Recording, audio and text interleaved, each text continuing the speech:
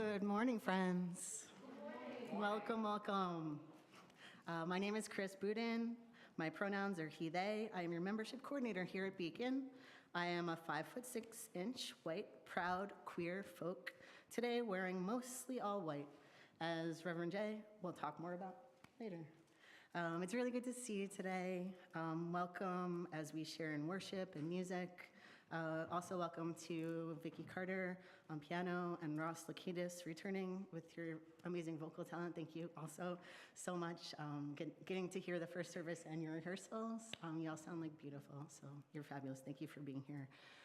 We also send a warm welcome in spirit and energy to the folks joining online with Pablo in the chat as our virtual usher. So if you're online, please drop your name and your pronouns in the chat along with where you're joining us from. And for the folks in the room, I would love for us to just take a minute and reach out and welcome someone. Perhaps you haven't seen them in a while. Perhaps it's your first time seeing them.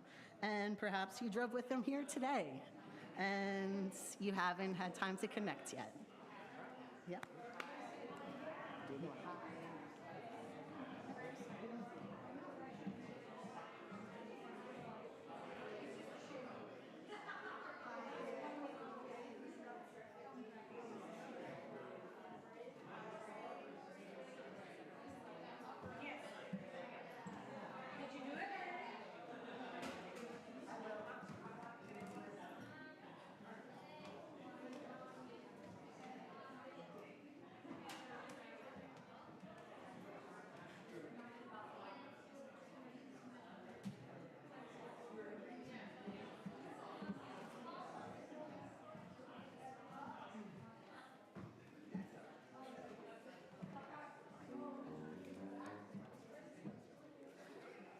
Okay, so now as we come back into the shared space together, I'd like for us all just to take a moment for one deep breath in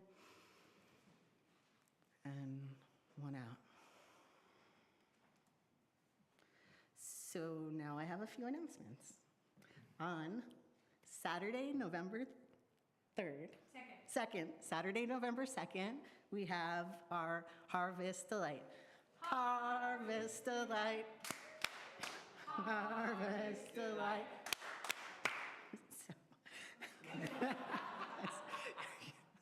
Y'all are fabulous. There's an information table right outside the sanctuary. Stop by, get your tickets. If you haven't yet, donate a basket, a service, a group event. There's so many wonderful gifts you all have to share, so now is the time to sign up. There's less than 2 weeks, and the catalog goes live. The virtual catalog goes live this Tuesday. Get your tickets. Get your tickets. Right outside the sanctuary door. So next week also is October 27th, Sunday, is our Membership Connection Sunday. Our Connect team, along with our ministers, will be celebrating our newest Beacon members with a chance for them to sign the membership book, as well as honoring our 5-year, our 10-year, our 25-year, and our 30-year plus members with a special recognition and gift and a brunch to follow in early 2025. The second event next Sunday is Trunk and Treat after second service at 695 Springfield Ave. This is a reminder for all of you who signed up with Carol Conger-Miller at our Back to Beacon event with a commitment to decorate your car in a Halloweeny theme. You all are invited. There's going to be some snacks, some treats, and it'll be a fabulous community event. So our coffee hour is actually taking place at 695 next Sunday to participate in Trunk and Treat. And just added on our calendar, we have a fabulous guest. Retired librarian Martha Hickson will be joining us to talk about the ways that we can fight back against book banning and book censorship in New Jersey. Martha is a friend of mine, and in advocacy, she has received multiple national awards for her advocacy promoting the freedom to read. You can join Martha here at Beacon on November 3rd after second service to hear more about how you can support the Freedom to Read Act. Now, this act was just passed through the Education Committee in New Jersey and is moving now to the Assembly and now on to the Senate. So Martha will give us concrete information on how you can contact your local Assembly folks and also your local senators to really support and promote them passing this act. So thank you for listening, and now I will turn it back over to Ross and Vicky for our next hymn. Possible, and join in hymn 1040, Hush.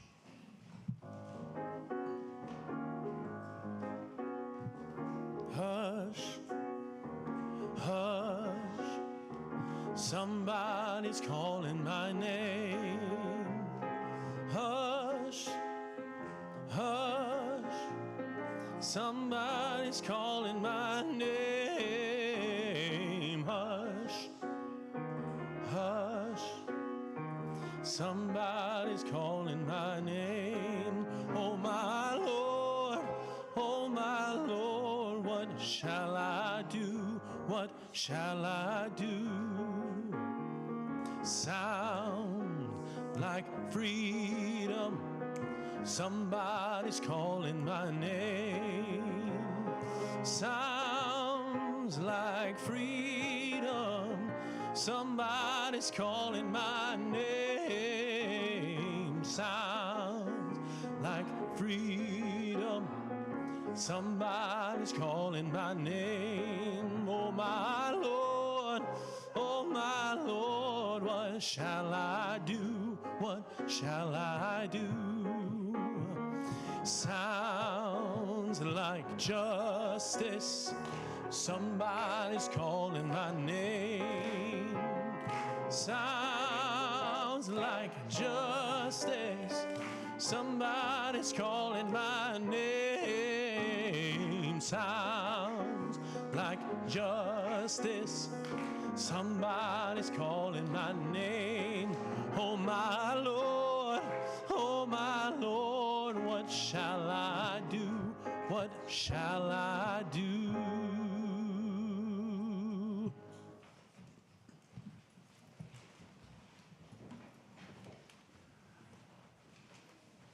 Good morning, Beacon. Good morning. So good to be with you today. It is wonderful to see your face in the place as we prepare to light the chalice. I want to share with you that our value today as we light our chalice and hold in our hearts today is pluralism. All right, hold on. Okay, keep going. Testing, 1, 2, okay. Our value today is pluralism. And with that, I want to offer you this quote from the Reverend Dr. Howard Thurman, who says, "I want to be me without making it uncomfortable for you to be you."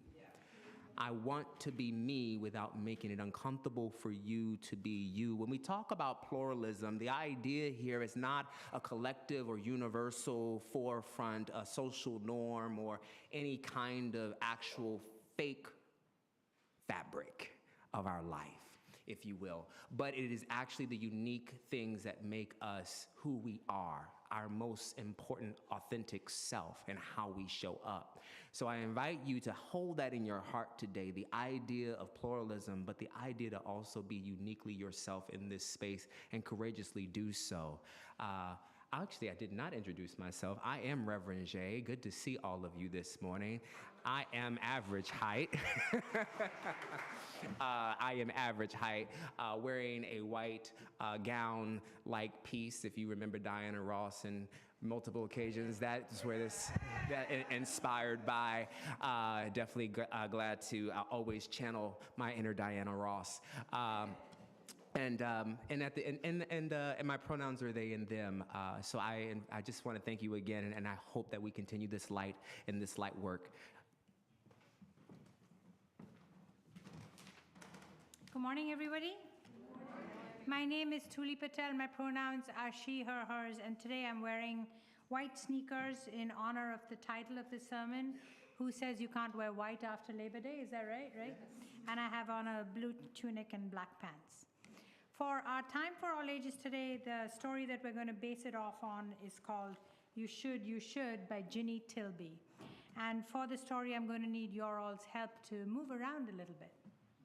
So, Hippo was lounging in his backyard pool, pretending to swim. You all pretend to swim? You all have very efficient pretend swims. Maybe those are like the real swims. when Sloth, hanging upside down from a tree branch, called out, "You shouldn't swim like that. Come climb this tree and hang upside down with me." It's probably not how Sloth spoke. Probably Sloth said, "You shouldn't swim like that. Come climb this tree with me and hang upside down." "I should?" asked Hippo. "You should, said Sloth. "Okay, I'll try," said Hippo. So he got out of his backyard pool, tried to climb the tree, saving his swimming for another day. Hippo tried to climb the tree and whoomph, fell on his rump. Flamingo strutted by. Let's see some struts. Strut. You all are sitting down and strutting? Come on, strut, strut, strut. Strutted by and said, "Hey, come walk like me. Lift your chin and stretch your wing up on your toes and away." "Should I?" asked Hippo. You should, said Flamingo. Hippo tried to reach and stretch with his chin. "I should be able to walk like that, shouldn't I?" Bee buzzed by and cried out, "Your dance is silly. Try mine. I can spin around." Spin, people. "I can spin around and my feet float off the ground." Hippo cried, "I guess your dance is best not mine, but I should try, shouldn't I?" You should. And then woodpecker, giraffe, and crocodile all urged Hippo to eat like them, sing like them, slither like them, until the entire forest was saying, "You should, until finally Hippo opened his mouth wide, showing all his teeth, and said, "Stop! I don't want to sing like that. I like my la la la." How do you all sing? La la la. "I don't want to peck like that. I like my chomp and slurp. I can't dance like that or slither like you or hang upside down. I move to a different beat that's better for my feet. I like your walk and that's for you. I have a walk and that's for me too. Upside down is not for me. I am choosing to be me." Here ends our time for all ages.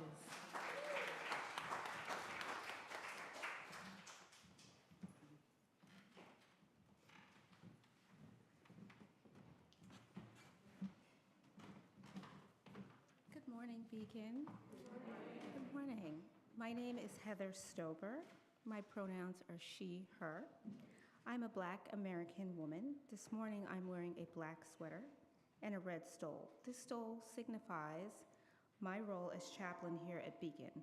As a chaplain, my role is to offer confidential spiritual care to our community by listening and creating a supportive space for what you may be experiencing in your own life. If you need spiritual support, please feel free to connect with me after the service, or you can reach out to a member of our lead ministry team. They will ensure you are connected with the chaplain who will provide a confidential and safe environment for you to speak. One ritual of spiritual care in our community is candle lighting. Together we light candles of joy, sorrow, and gratitude. This morning, we kindle a light for all those who are hoping for peace in the Middle East. We need to think about those who are suffering amidst conflict in this region. We also light a candle for a smooth election year, both before and after the process. I invite you to come forward to light your own candles.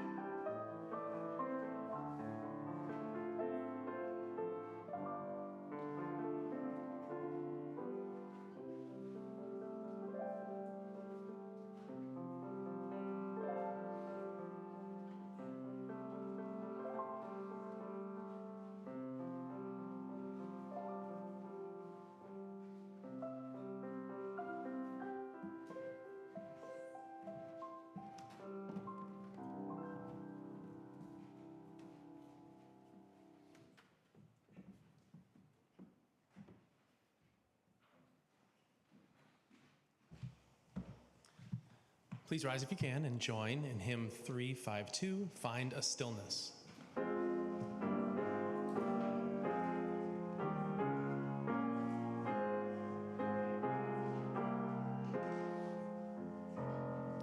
Find a stillness, hold a stillness, let the stillness carry me. Find the silence, hold the silence, let the silence carry me. In the Spirit, by the Spirit, with the Spirit giving power, I will find true harmony. Seek the essence, hold the essence, let the essence carry me. Let me flower, help me flower, watch me flower, carry me. In the Spirit, by the Spirit, with the Spirit giving power, I will find true harmony.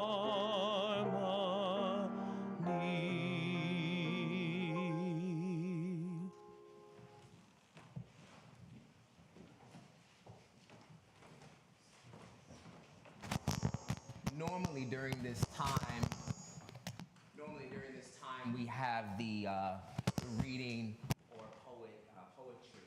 I want to invite us for a moment to just move a little slightly different, if we may, and that is that to offer an actual reflection, a human reflection. A lot of times the topics like what I've offered, who says you can't wear white after Labor Day, requires a little bit more than just a poem and a little bit more than just a reading. So I've asked Chris to join me, and this will be something that hopefully we can join in later, and maybe and furthermore in the future.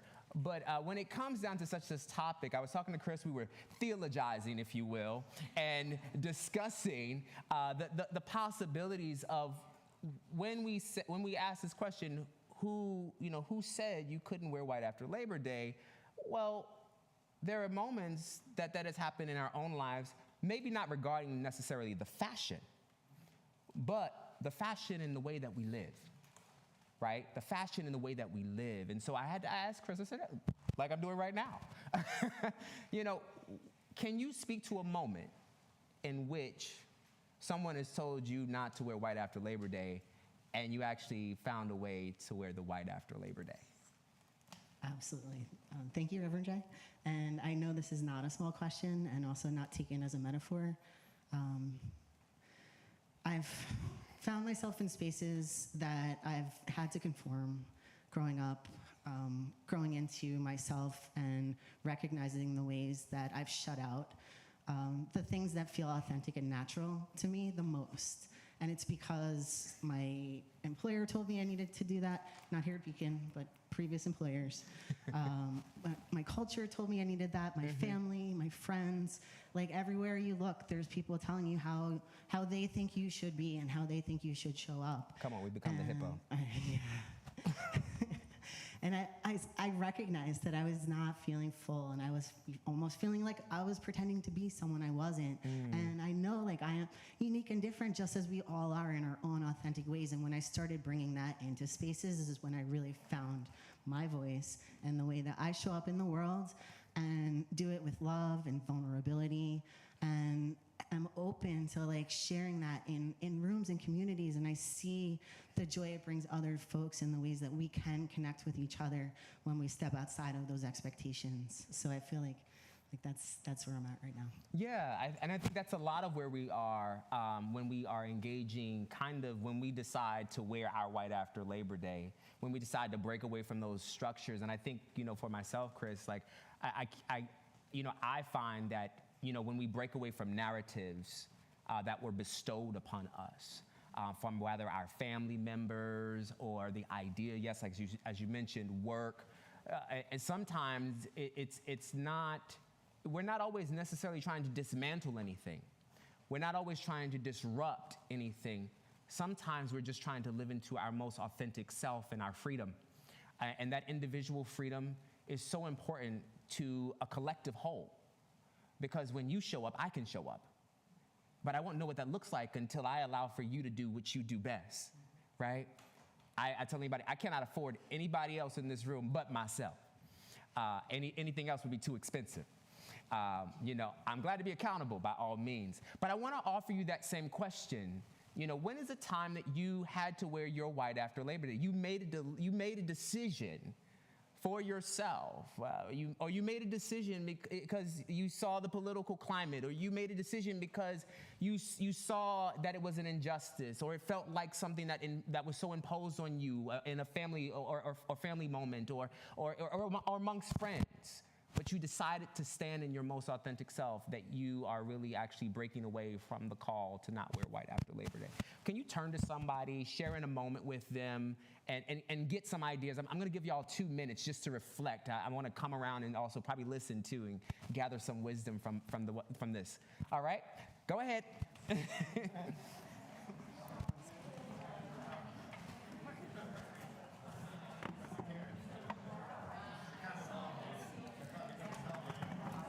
Thank you. Go enjoy.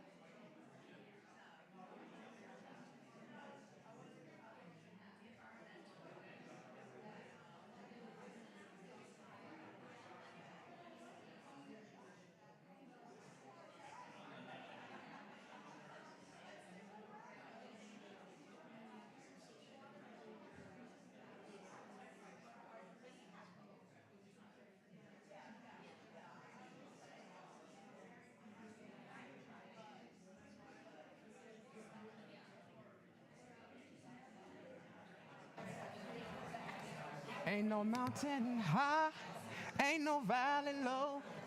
Ain't no river wide enough, baby.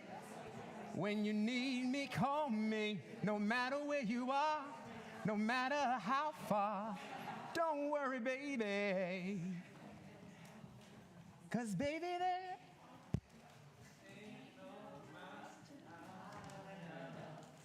ain't no. Come on. Ain't no. What? To keep me from getting to you. I hope you got a chance to get to somebody today. Right? Look, because we got things that block us from doing that. And I just want to invite you to keep getting to each other, keep getting to people's authentic self. And thank you for those reflections. They were so great. We will now have our testimony by Kimmy, and I'm so grateful to have you.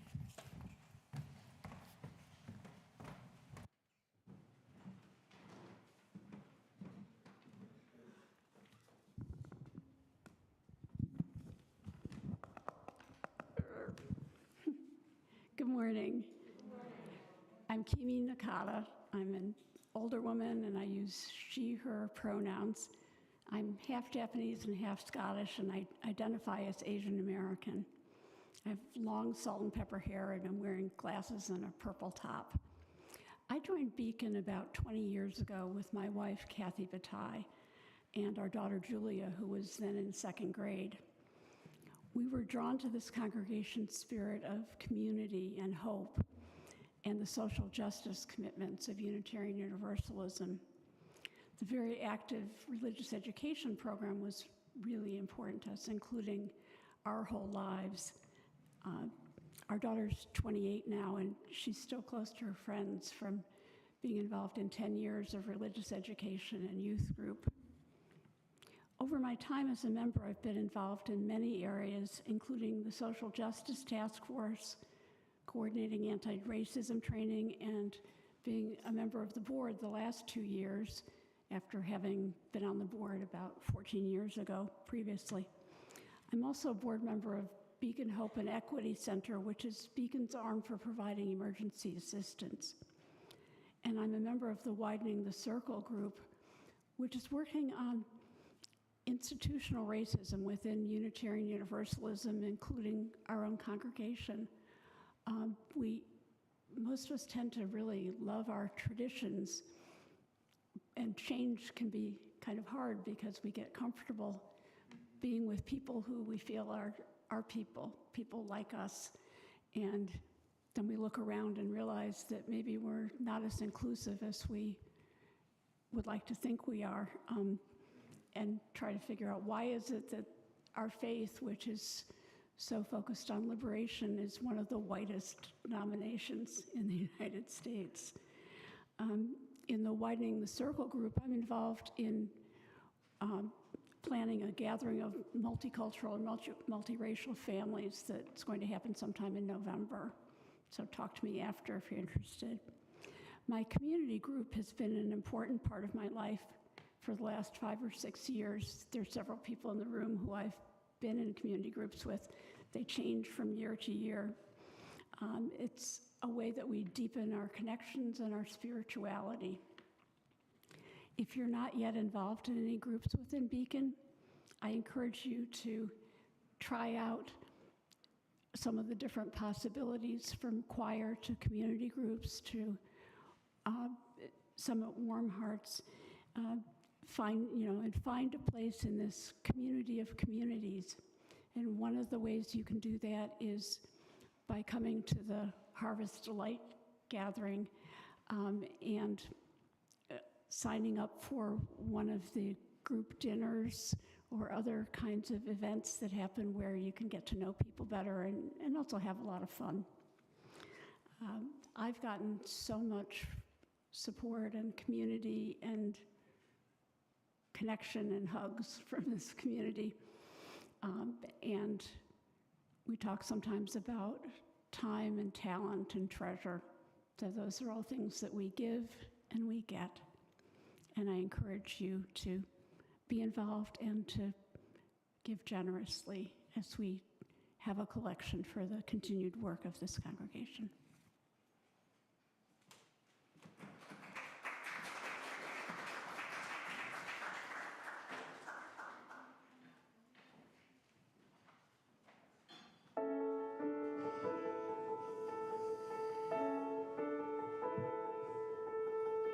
I've learned to slam on the brake before I even turn the key, before I make the mistake, before I lead with the worst of me. Give them no reason to stare, no slipping up if you slip away. So I got nothing to share, no, I got nothing to say. Step out of the sun if you keep getting burned. Step out of the sun because you've learned, On the outside, always looking in, will I ever be more than I've always been? 'Cause I'm tapping on the glass. I'm waving through a window. I try to speak, but nobody can hear, so I wait around for an answer to appear while I'm watching people pass. I'm waving through a window. Can anybody see? Is anybody waving back at me?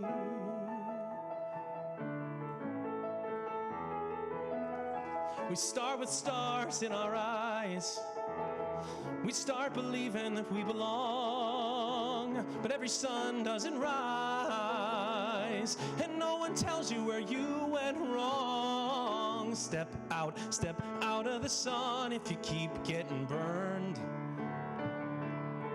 Step out of the sun because you've learned,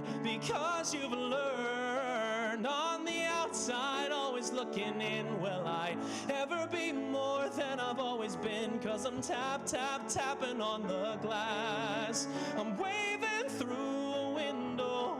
I try to speak, but nobody can hear, so I wait around for an answer to appear while I'm watching people pass. I'm waving through a window. Can anybody see? Is anybody waving? When you're falling in a forest and there's nobody around, do you ever really crash or even make a sound? When you're falling in a forest and there's nobody around, do you ever really crash or even make a sound? When you're falling in a forest and there's nobody around, do you ever really crash or even make a sound? When you're falling in a forest and there's nobody around, do you ever really crash or even make a sound? Did I even make a sound? Did I even make a sound? It's like I never made a sound. Will I ever make a sound? On the outside, always looking in, will I ever be more than I've always been? 'Cause I'm tapping on the glass. I'm waving through a window. I try to speak, but nobody can hear, so I wait around for an answer to appear while I'm watching people pass. Waving through a window. Can anybody see? Is anybody waving back at me? Is anybody waving? Whoa, whoa.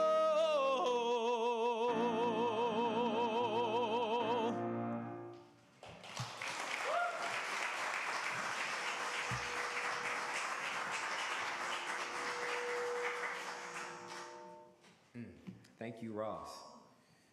Waving.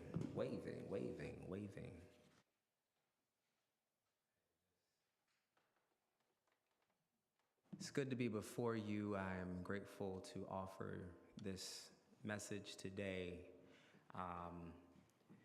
I guess the simple question that starts off with the topic is, who says you can't wear white after Labor Day? And for those who dared and got the memo or decided to practice it today, thank you. And I can guarantee you I'm not trying to start a fashion regime. I'm not going to go through your closet. I'm not going to do any of those things to make sure that you are appropriate. But I want to speak to this as an examination, if you will, as an aesthetic examination. I am really, really interested in the call to beauty and the call to aesthetics. It is important to me, and it is a big part of the work that I do. I often say to people and to my students that I've taught, no one wants to be saved from anything ugly. If you ask them, I can guarantee you no one wants to be saved from anything ugly. And that is why we engage such a world that, for me, I'm like, if people really spent time, they'd actually realize that we want our ethic to be beautiful. We want our world to be beautiful. We want our life to be beautiful. And we look for that in each other, to find beauty. Beauty is an act of justice. It allows for us to retrieve that which we understand and maybe make us feel free. And that is why we also can declare it as beautiful, publicly or privately for us. To name that we are beautiful is an act of being not selfish, but self-full, which I will explain later. This question, I will ask, how many of you actually wore white after Labor Day? Like really just wore white after Labor Day? Just like broke the rule, just said, I'm putting it on. I like them people. All right, so we got some beacon breakers in the house. I'm down for that. That allows for me to kind of work a little bit differently. Because at the end of the day, when it comes down to it, I remember when I went to go wear white after Labor Day. And I remember doing it as a kid. Now, I grew up with two parents that both were from New York, and one was a fashion nova and the other one was a fashionista, okay? And they did their thing, okay? There's no way, I can guarantee you, if my mother ever showed up in here and I was in the back, y'all would know who my mother was. I can guarantee you if my father was present and able to be in his living power, he would have been the person that, I like what you got on. There was no way to miss them in the room. And so as a child growing up in a heavy fashion-loaded home, fashion feels like second nature for me. I do not think about clothes. I put them on like anybody else. Are you serious? Yes, I promise you I do. I don't think about it at all. It comes very second nature because of the home I grew up in. But I also want to name that it's because of that practice that my parents had allowed for me to experience, that their knowledge had informed and was also still predicated on some of the rules that had always dictated to them. You did not wear white after Labor Day. It was not appropriate. And being that my mother had worked for Saks Fifth and Bergdorf Goodman, and my father was a Brooks Brothers, down packed, all you name it, I was going to try to break a rule. I can guarantee you, my mother's probably watching this now and like, I wish they would put something a little bit more in their neck. Right? It's then that I can honestly say, fashion for my household and for my mom and my dad was protection. Being able to put on a garment and not only know the garment, not by the designer, but by the quality and how it was made, the seam, the finishing, how it flowed, the silhouette, right? That was the texture of what my parents were after. It said something about a sign of culture. And particularly because I ended up, part of my life growing up in Richmond, Virginia, it said something about who I was as a black person in the space, if I may. And so it was an armor. I knew something. I was cultured, as my mother would say.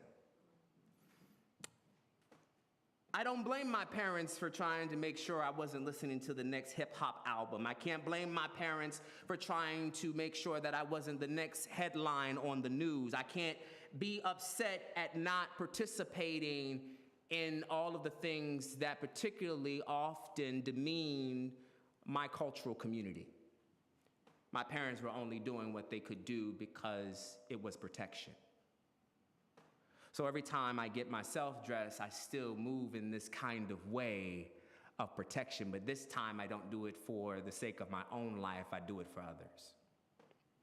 And so here is the breaking of the idea of who said you can't wear white after Labor Day. Maybe I was asking that question a little too young for my family, but I think there was something deeper in me, asking me to change the narrative for folk that actually believed in being able to be seen fully. Maybe there was something about that curiosity kid that really needed to say, I want to shine even when it's not in season. I want to be me just enough so that people can courageously show up in the ways that I want to show up. Maybe they'll dare to do what I'm doing. I grew up listening to, of course, Sarah Vaughan and Fred Astaire, watching Fred Astaire, and also listening to John Coltrane. My parents were not having it. I was beyond, I'm actually shocked sometimes I'm a millennial. I have a very, very old soul with a radical look, right?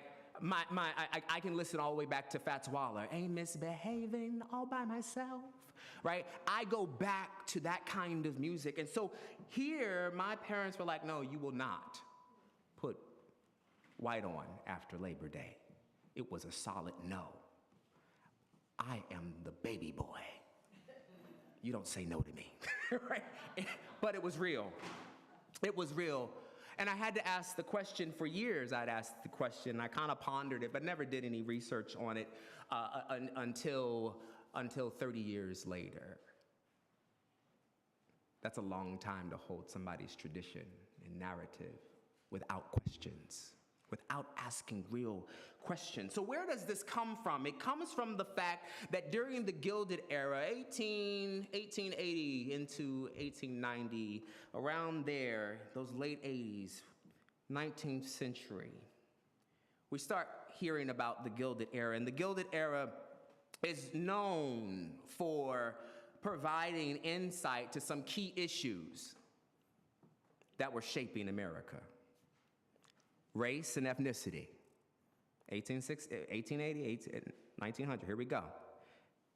Race and ethnicity, immigration, labor laws, women's rights in their bodies,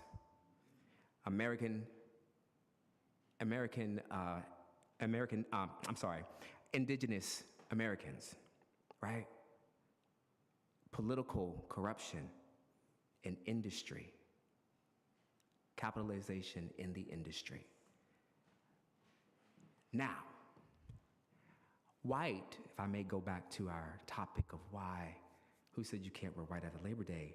If this started in the Gilded Era, when people wore white, they could afford to wear white because they were a particular class of people who were in control of certain narratives, who were in control of certain parts of societies and corporations and particular political decisions.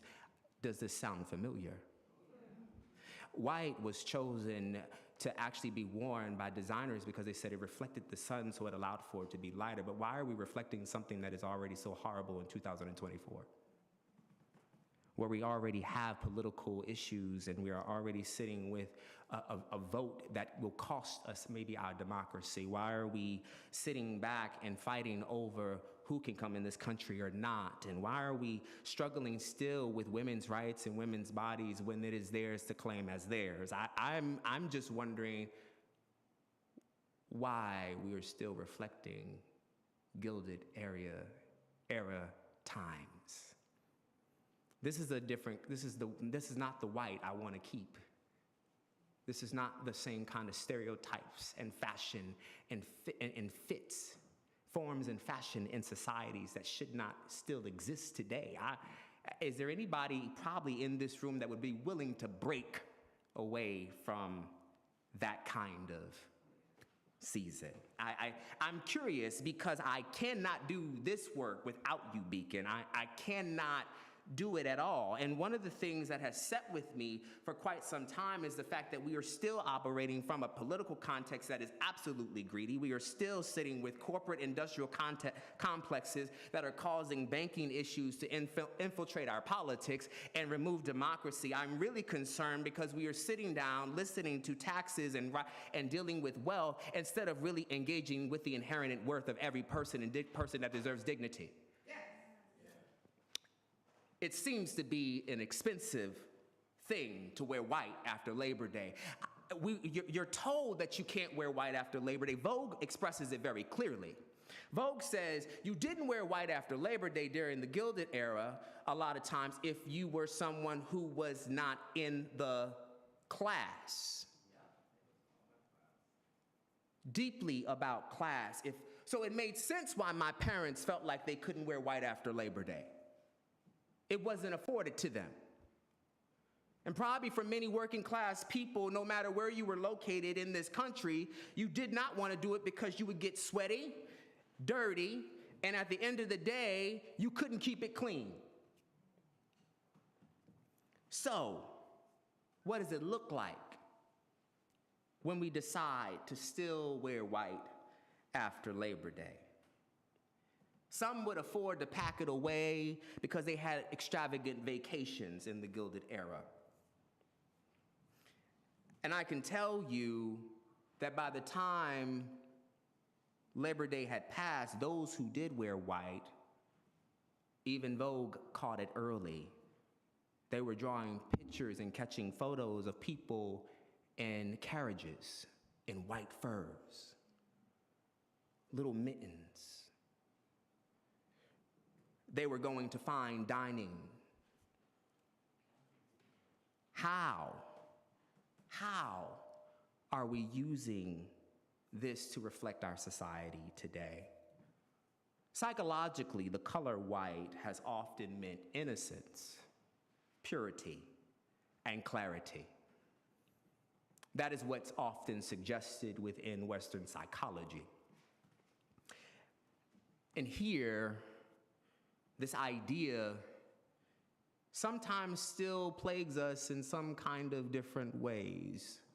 You're not whole, you're dirty, depending on your position in society or the way that you've lived, sex work is work, but we would say that that's not pure. We would claim the idea that somebody is guilty just by very virtue of who they are, by how they show up in a space when they probably still have innocence. I'll never forget, I was walking in Riverdale one day, and Riverdale is a beautiful area in the Bronx, and it was my first time living there, and I had tattoos on my face. I was walking, and all of a sudden, I'm being followed by security because I do not look like what Riverdale has looked like. And the question is, do you live here? Yes, I live down the block. Okay.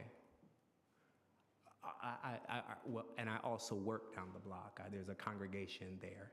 And it was very interesting because he said, I've never seen you as a minister. And I can't imagine you as one either. Why? Why? Because I didn't fit the idea of what would be considered maybe a white in the middle of that Labor Day. So I want to push on our narrative about our psychology, our ideas of the Gilded Era, and I want to push on the reflections that are happening even currently today that still kind of shadow in our 2024 experience. And I want to offer us a context of transformation. Because in order for us to do this work, Beacon, we've got to be willing to transform the narrative. We have to be willing to actually not only question it, but actually just put on the doggone clothes and start walking and strutting our stuff. How do I do that? I'm going to offer you a little insight. There is a particular tradition called Yoruba. Yoruba is located in West Africa. It's between Togo and Nigeria, right in that western region. And in that area, there is a particular spiritual practice called Yoruba. These individuals and people worship or engage in deities or spirit guides or what so have you gods called orishas. These orishas are particular, but there is one that I want to spend time with today called Obatala. Obatala is a very unique figure because Obatala is known for wearing all white all year round. Obatala lives on the summit of the mountain. What does this have to do with Beacon? Obatala also is the divine sculptor. The Obatala in their narrative has created humanity in such a way that where we have a Western psychology that suggests innocence, purity, and clarity, this West African tradition offers us the construction and the idea of white as creation. Can I invite you to create with me today? It's there that then we see more about what Obatala, when you see an experience of Obatala, you see honesty, you see forgiveness, you see peace. Most of all, you see a recreation. And maybe it's time for us to maybe just engage a bit of that Obatala, where we wear our white all year round, like we can pull a little Coco Chanel, or maybe that's not our area. Maybe it's a Michelle Obama, because she wore white all year round and it was a problem, trust me. Everybody was like, that's a scandal, darling, right? This is where we end up engaging this process of reimagining, engaging a different philosophy of thought. And I want to offer this because we need to begin to create accessibility. Accessibility, in this case, to break down the class systems, to actually challenge the social narrative that we're experiencing right now within our atmosphere. It is about accessibility. And in the proverb, if I may share, Obatala is on the mountain, and the supreme deity gives Obatala a gift of great wine. Obatala was tasked with making all of humanity. And as Obatala was building, he's excited. He's doing such a great job. Look at you. You're amazing. You're amazing. I made you. You're wonderful. I love you. I love the way you look. Obatala was going in. He's building people, creating them. And he likes that grapevine because he's doing such a good job. And he's getting a little tipsy. And he gets a little too indulged. And after a while, one might not have an eye. One doesn't have an ear. And the very creation that he's creating, he begins to look at. And it's an interesting moment because the Supreme says, what's going on? And Obatala's like, I was enjoying myself. And he looks. And this is probably one of the rare times in a interreligious theology that we see a deity take up the rights of disabilities.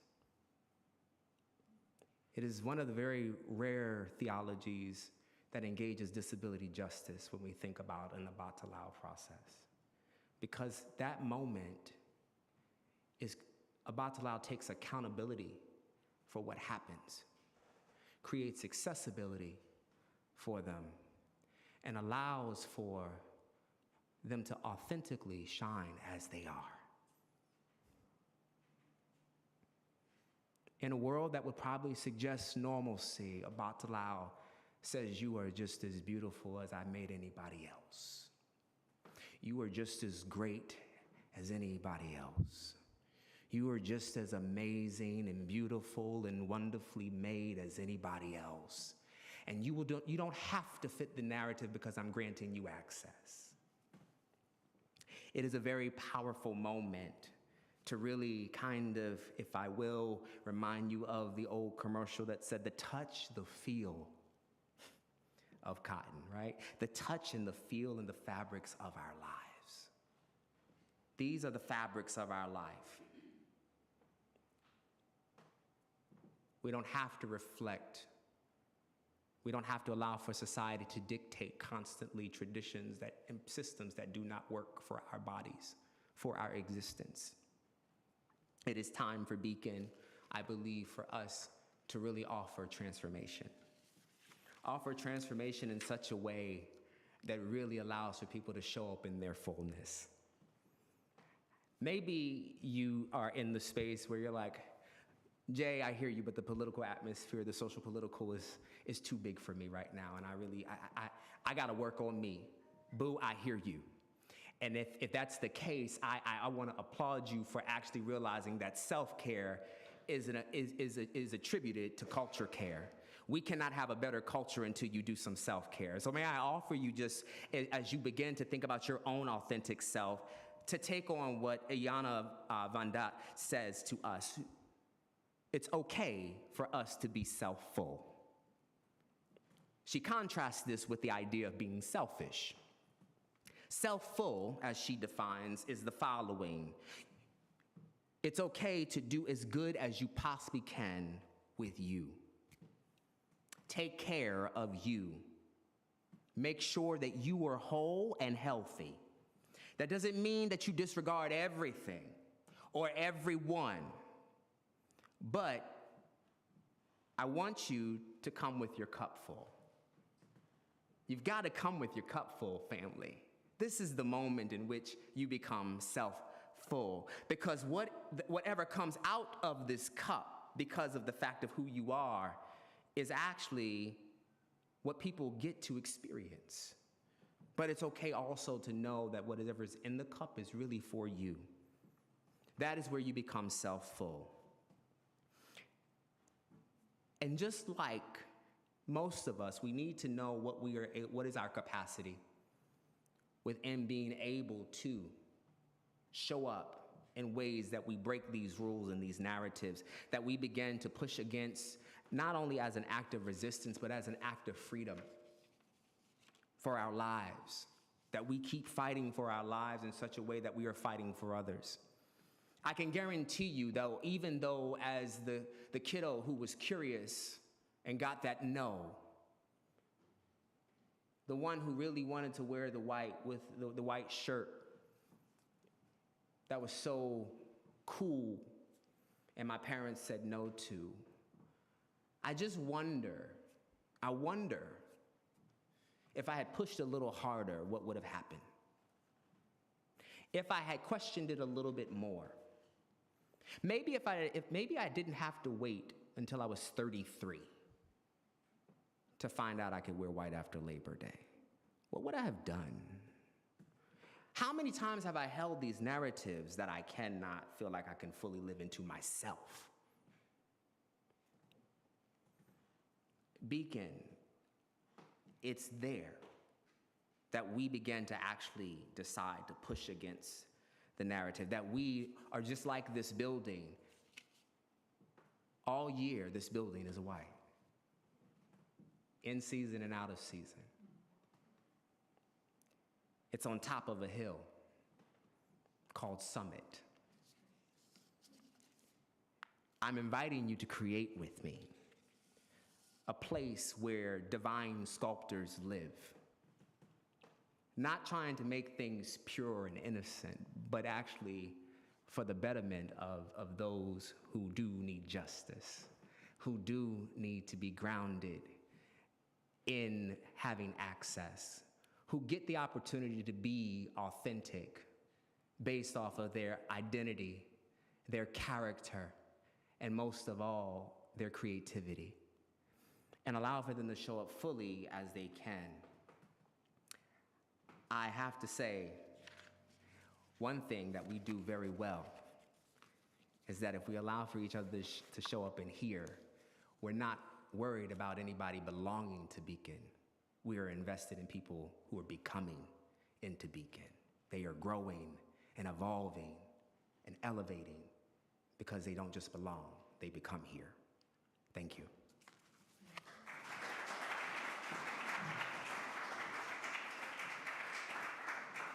I'd like to welcome up Gene and Sarah to join in this little live line, as everybody else as well.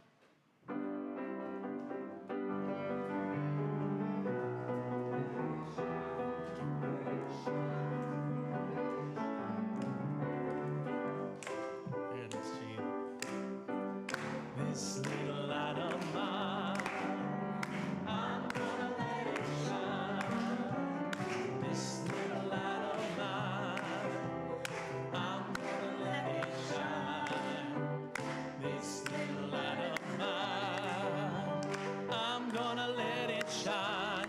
Let it shine, let it shine, let it shine. Everywhere I go, everywhere I go, I'm gonna let it shine. Everywhere I go, I'm gonna let it shine. Everywhere I go, I'm gonna let it shine. Let it shine, let it shine, let it shine. Building up a world, building up a world. I'm gonna let it shine. Building up a world. I'm gonna let it shine.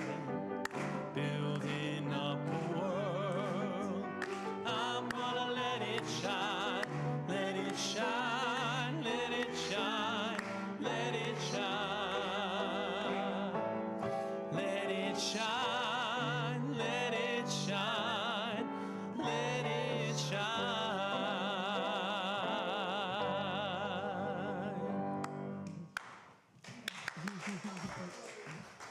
All right, as we get ready to close, please grab somebody, find a light worker that you can join forces with. Am I on? I think I am, right? Okay.